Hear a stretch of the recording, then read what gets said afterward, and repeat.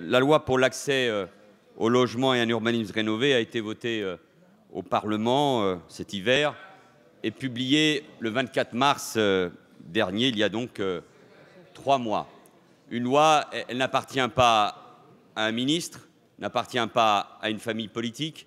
Quand elle est votée, elle appartient à la nation et le rôle du gouvernement, vous avez raison, c'est de l'appliquer. Cette loi prévoit 200 mesures d'application recouvrant un champ très étendu de domaines et ces mesures nécessitent la rédaction d'une centaine de décrets d'application.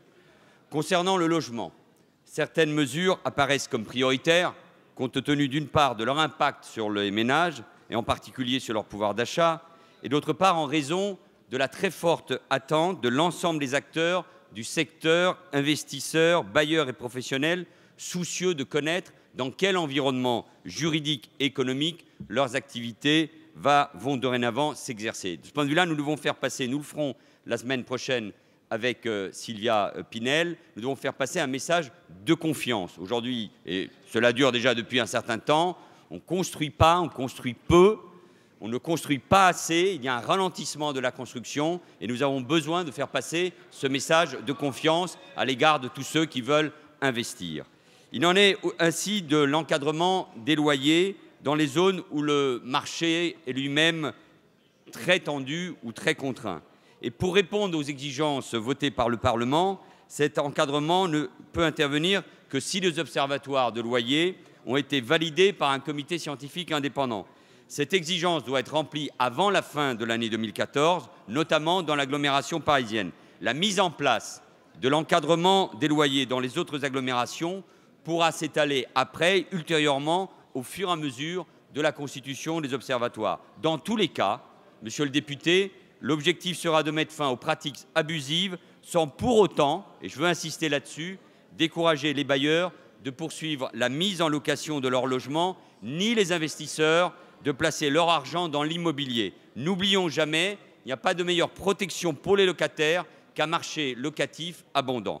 Pour ce qui est de la garantie universelle des loyers, je ne méconnais pas les débats qui ont eu lieu ici à l'Assemblée. Son principe est généreux et indiscutable, mais son financement n'a pas été assuré par la loi. Je voudrais simplement rappeler que son coût estimé en année de croisière, soit après 2017, devrait être de 400 à 500 millions d'euros. Il ne serait pas responsable que le gouvernement ne prenne pas le temps de la réflexion et de la concertation avant la mise en œuvre d'un tel dispositif. Des discussions sont en cours avec la ministre, avec les partenaires sociaux qui gèrent la participation des entreprises à l'effort de construction.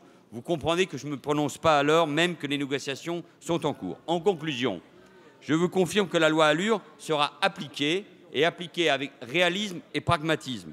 Ma préoccupation, je vous le disais il y a un instant, et c'est le sens des 50 mesures de simplification que j'avais évoquées à l'occasion de mon discours de politique générale, c'est de redonner de la visibilité et de la confiance pour relancer le secteur de la construction, afin que les emplois soient créés, des logements construits, des bâtiments rénovés. Je ne doute pas encore une fois que les propositions faites par Ségolène Royal aujourd'hui même vont y contribuer. Nous avons besoin d'un mouvement vaste dans le pays pour encourager cette construction. Voilà, monsieur le député, de quoi, je crois, lever toutes vos inquiétudes en étant pleinement dans la majorité, en la soutenant, je ne doute pas un seul instant, alors que toutes vos inquiétudes seront pleinement levées. Merci, monsieur le Premier ministre.